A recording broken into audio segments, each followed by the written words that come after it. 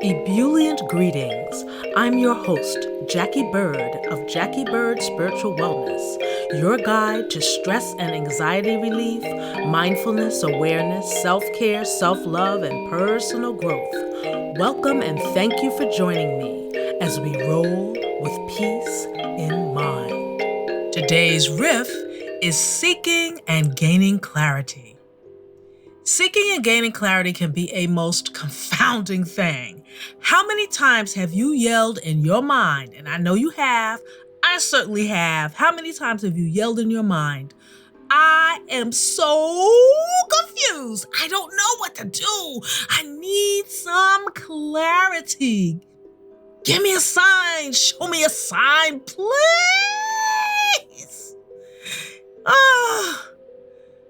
And you send that out. But it's funny because it's like we think things will come faster if we yell and scream. The irony, huh? The harder we seek, the more elusive clarity gets. And it creates this equation. Brain fog equals confusion plus frustration plus lapse of positive energy. And to further compound things, we get more brain fog, which equals even more brain fog, plus depression, plus anxiety, which equals a mental shit show. Then we tell all our friends, which only compounds the equation further because you're repeating constantly this thing that you're in that you don't like, this funk that you're in, and you can't see straight, you don't know what to do.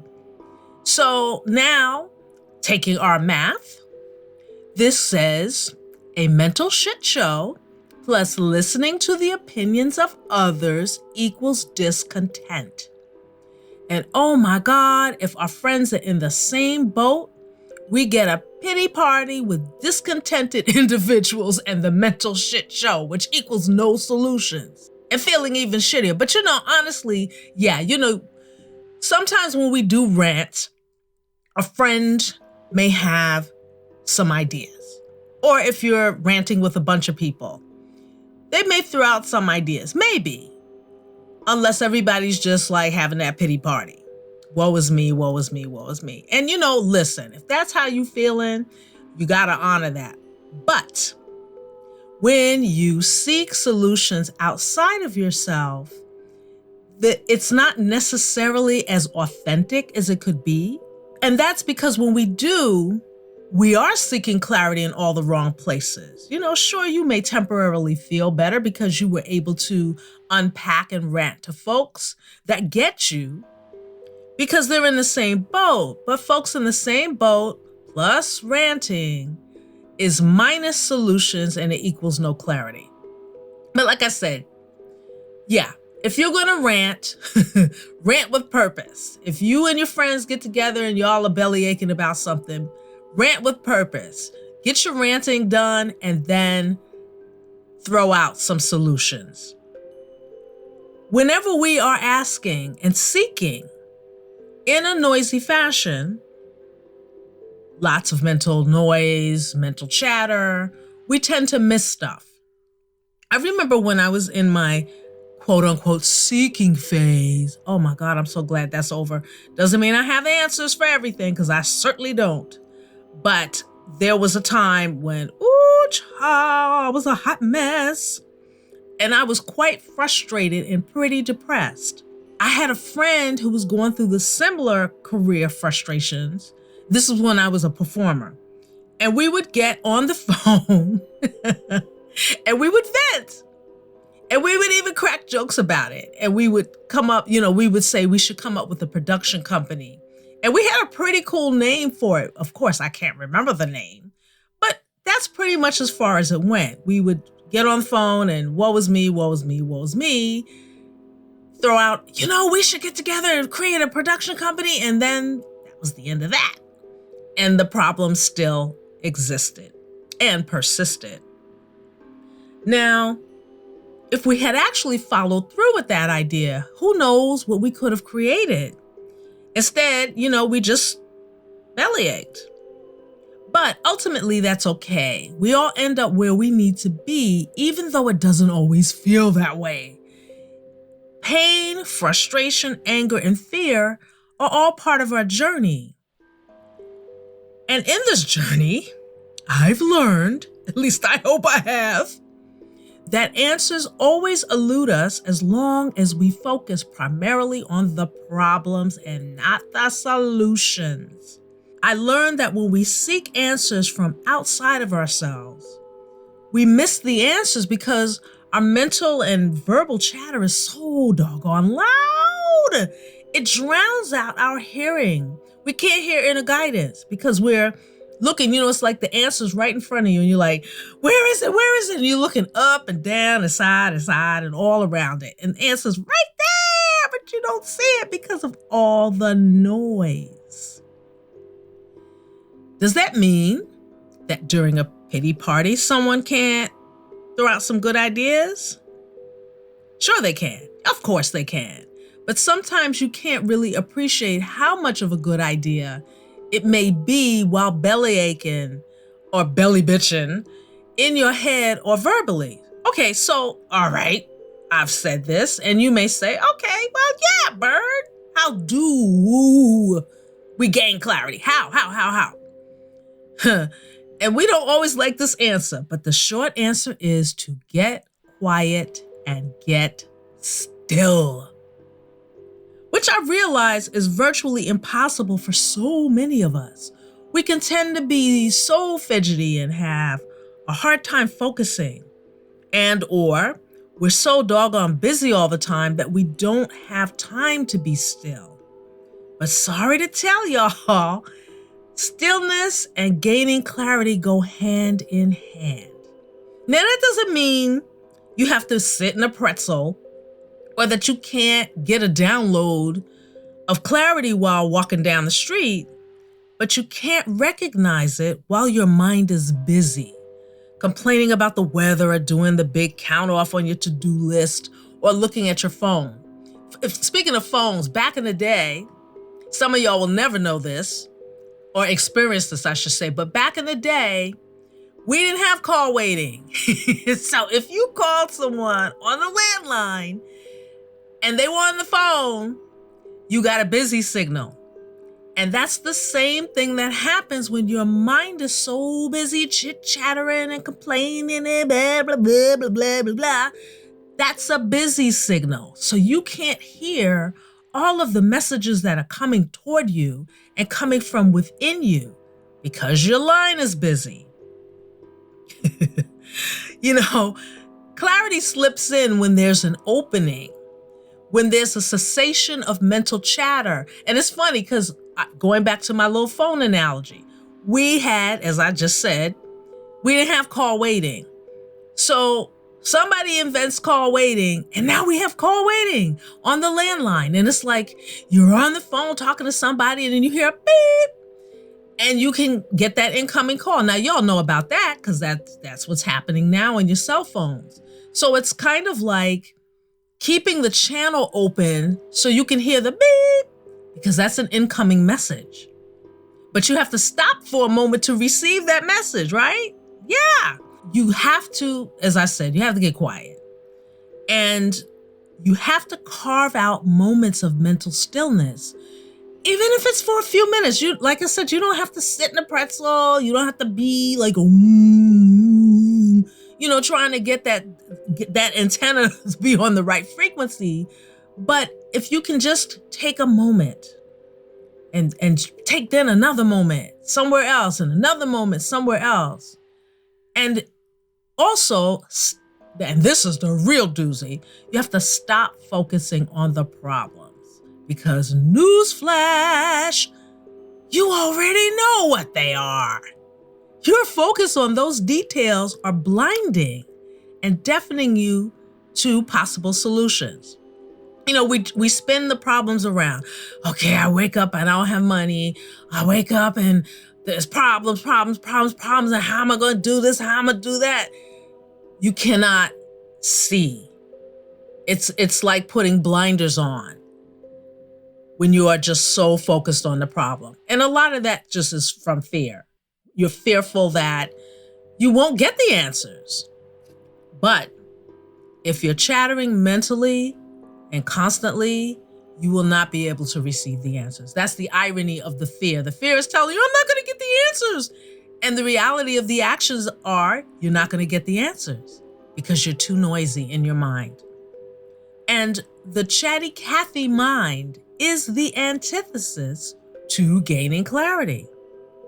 So I've told you, and I just told you, that spinning the same problems over and over and over gets you nowhere, except to feeling even more worse. Oh, that was bad English, but what the heck?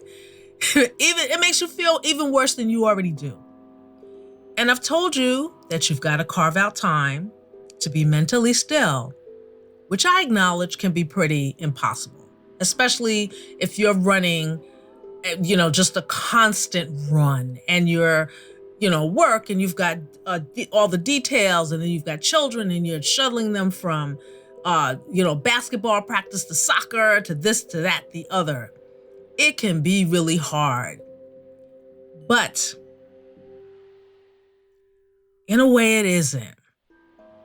You have to begin telling yourself a different story. I once had a brief, and I mean brief, convo with a gal who told me she wasn't going to come into my free vision board and guided meditation workshop when I was holding one at the Newark Museum because she would never be able to get her mind still. And she's telling me almost like she's bragging. Oh, I could never, no, I'm not going in there. No. And I'm like, it's free. No. I can't quiet my mind. When I take yoga, my mind is just going. I'm on the mat and the mind is just going. I'm thinking about all the stuff I have to do.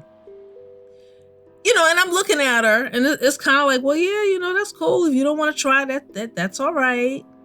But it made me a little sad for her because if you're a yoga practitioner and you are still dealing with the chatty Cathy mind or the monkey mind, you are not getting the benefits, the full benefits of that practice.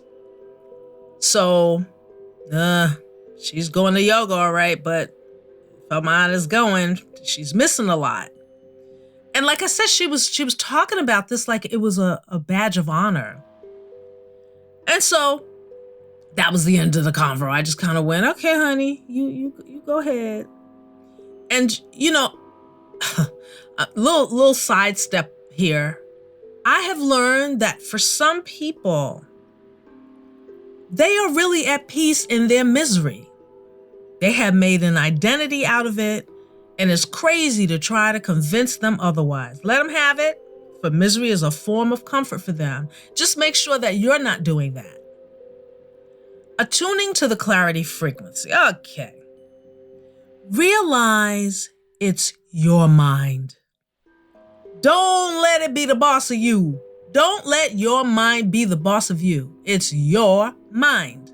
And believe it or not, you decide what rolls around in there. You have the power to eject the thoughts and behaviors that do not serve you. You have the power. A lot of people go, I can't help it. I just keep, yeah, you can help it. It's called making that a decision that you are going to help it. Because again, it's your mind. You have to apply yourself, fully apply yourself until you take the steps to gain it, to receive it. You won't be having clarity. You'll be seeking it. Always a seeker, never a finder. And if you really want to be able to tune in more often to the clarity frequency and stop seeking, you have to be able to slow your mental roll sometime. When you do that, you can reach a meditative state. Notice when you're out in nature and are really present and attuned to the sights, smells, and wonders around you, how that chills you out and refreshes you.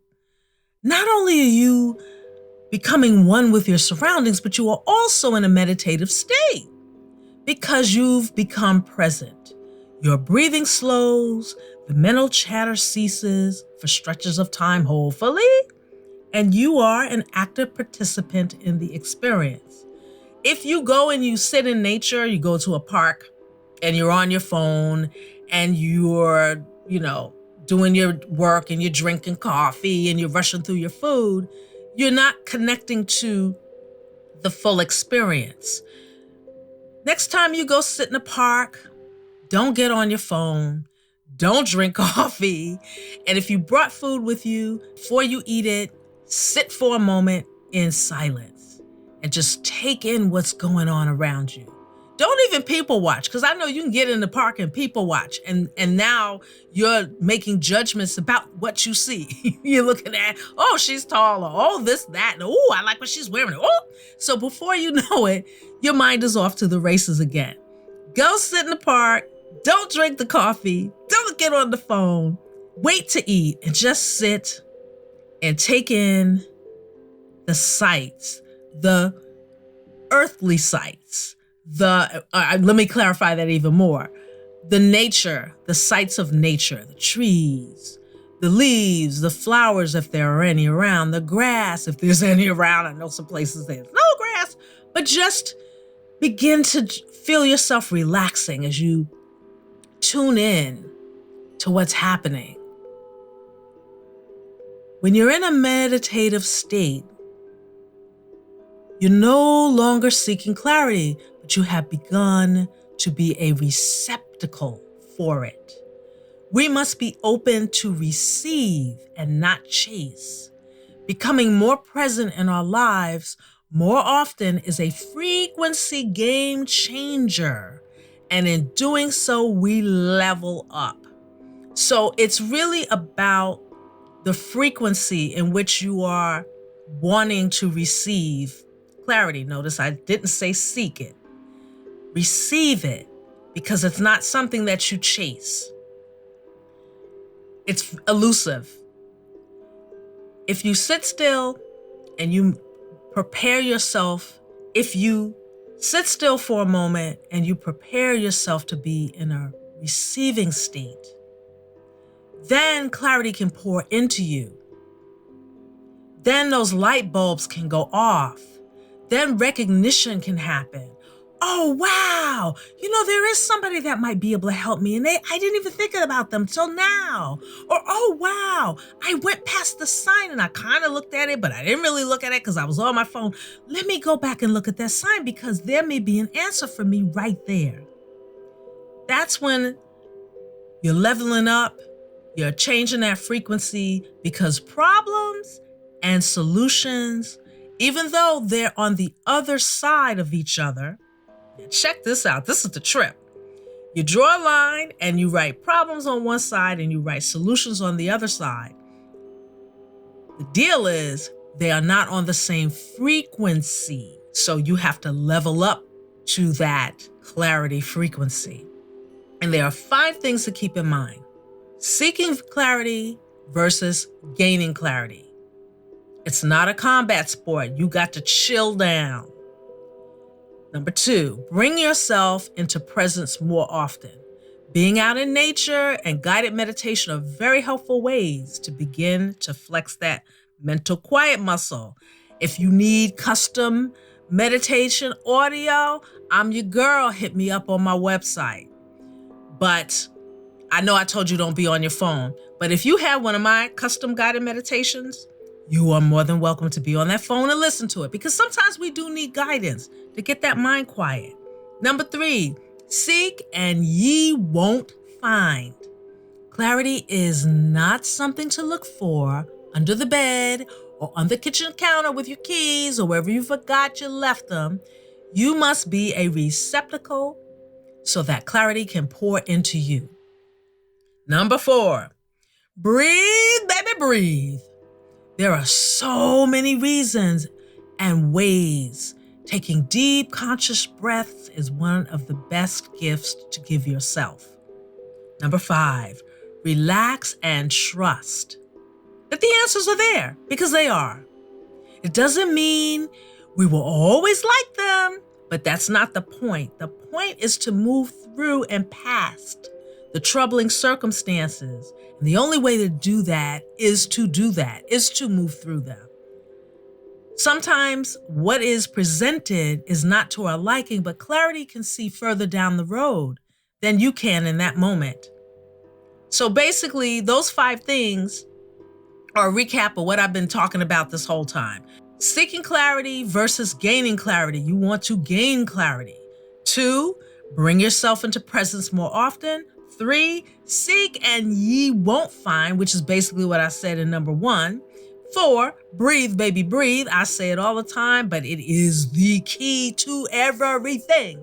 5, relax and trust that the answers are there. Because when you're spinning out of control mentally, you don't believe, you've lost faith because you can't see anything. So you have to trust. You have to get still. Slow your roll. Get still. And furthermore, problems and the solutions are present at the same time, which I said earlier, but it doesn't appear that way because of where we focus our attention, on the problem, thus being blind to the solution, floating all in the ether.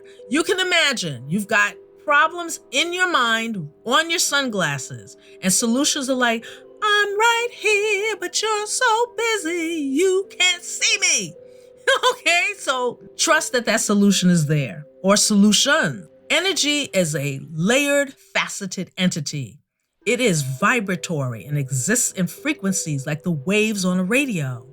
When we change channels on a radio, some come in clearly, others have static. And when out of range of a station, all you get is static until you change the channel for a clearer connection. We are energy. It's no different.